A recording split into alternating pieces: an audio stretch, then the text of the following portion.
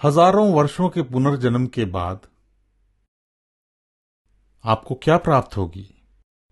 समाधि। यह आपका अंतिम गंतव्य है।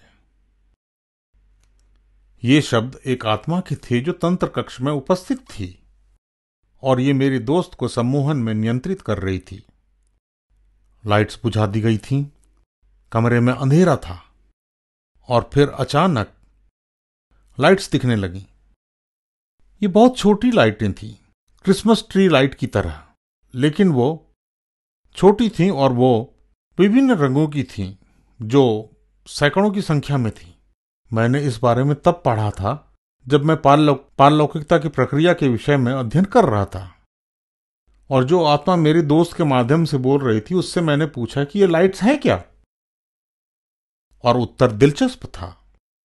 आत्मा ने कहा, ये आत्माएं हैं जो स्वयं को कभी नहीं दिखा सकती, जैसा कि मैं आपके पास आती हूं, और वो अपने गंतव्य के रास्ते पर हैं। आखिरी गंतव्य, हजारों वर्षों के बाद के आत्माओं के पुनर्जन्म के बाद। और मैंने सवाल किया, हमारा अंतिम गंतव्य क्या है? और आत्मा ने कहा, समाधि।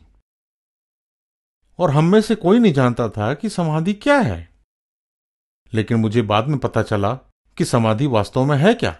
एक हिंदू सत्य शब्द समाधि, जो आत्मा ने मुझसे कहा, कब मतलब सबके साथ एक रास्ता जिसमें स्वयं का कोई अस्तित्व नहीं होता।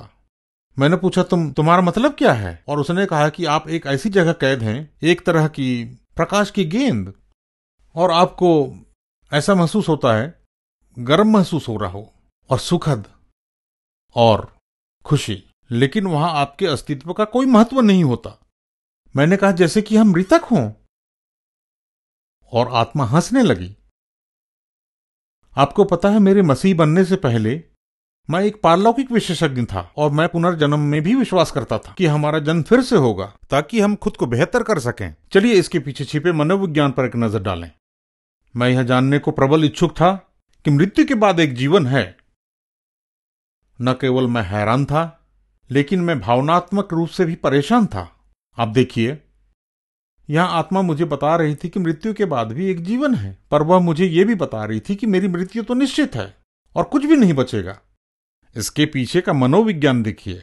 और मैंने सोचा कि अगर यही सब कुछ है तो मैं अपने पापों का मजा क्यों न लूं, क्योंकि पाप करने में मजा आता है। परंतु पाप की मजदूरी तो मृत्यु है। आप देखिए, पुनर्जन्म यीशु की मृत्यु, दफनाने, पुनर्जीवित होने को नकारता है, परंतु यीशु ने पहले से ही हमारे पापों की कीमत चुका दी है। और यह मुझे आगे ही आगे ले जा रहा था पाप में। और परमेश्वर का धन्यवाद कि मैं एक मसीह बन गया और पूर्ण रूप से यह समझ पाया कि यीशु ने सचमुच हमारे पापों की कीमत चुका दी है।